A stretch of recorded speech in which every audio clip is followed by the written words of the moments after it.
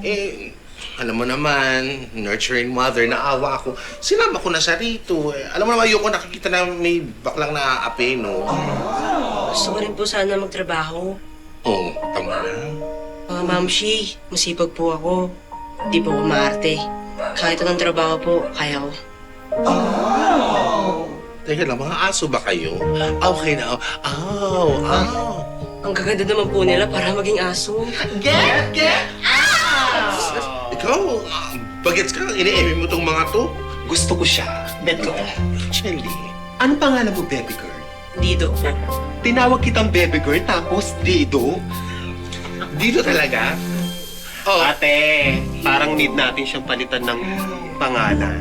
first task nyo ngayon, mag-isip kayo ng pangalan na yung pambabae, yung pag sinabi nyo pa lang, parang makikita mo na siyang nakapalda at saka naka-blush on, yung ganong effect. Ay, parang si Princess Jasmine. Yes! Parang Jasmine. Yasmin! Yeah. Diba? Yasmin, yung skirt blush on. Yasmin. Ganon. Yes!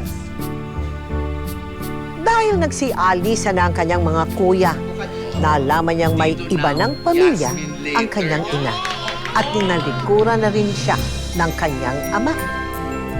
Pansamantalang naligaw ng landas si Yasmin hanggang sa siya ay kupkupin ng kanyang bagong nanay-nanayan na nagsilbing bago niyang pamilya.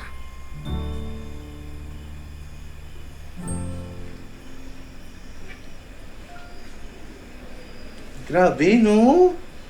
Grabe, Nakchi. Titig na titig ka talaga dyan sa face mo. Siyempre, Ma'am Shi, tignan mo naman, ganda-ganda ako sa mukha ko. Oo nga, napansin ko eh. Tingin ka sa sahig. Bakit, Ma'am Shi, anong Diyan sa sahig. Diyan mapupunta yung mukha mo pag di ka tumigil na kakasuklay-suklay mo. Kanina ka pa dyan na